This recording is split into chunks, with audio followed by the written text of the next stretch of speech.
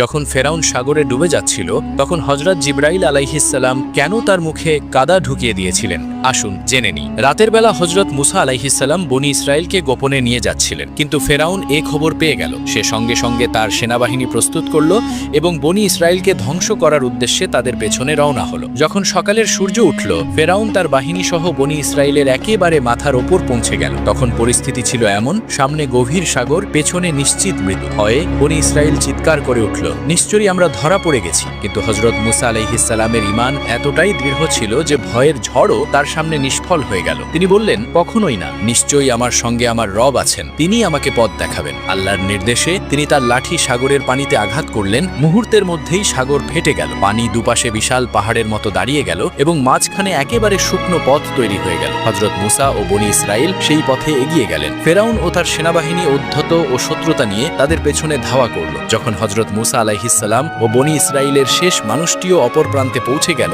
তখন আল্লাহ পানি আবার একত্রিত করে দিলেন এবং সবাইকে ডুবিয়ে দিলেন। ডুবে যাওয়ার মুহূর্তে ফেরাউন বলল, আমি ঈমান আনলাম যে তিনি ছাড়া আর কোনো উপাস্য নেই যার ওপর বনি ইসরাইল ঈমান এনেছে, আর আমি অনুগতদের অন্তর্ভুক্ত। যখন হযরত জিবরাইল আলাইহিসসালাম এটি দেখলেন, তখন তিনি সাগর থেকে কাদা তুলে ফেরাউনের মুখে ভরতে লাগলেন, এই ভয়ে যে সে যদি তওবার শব্দগুলো উচ্চারণ করে ফেলে তবে কোথাও আল্লাহর অসীম রহমত তার কাছে পৌঁছে না যায়। আল্লাহর এই অপরিসীম রহমতের জন্য আপনি কি এখনো কমেন্ট ও শেয়ার করেননি?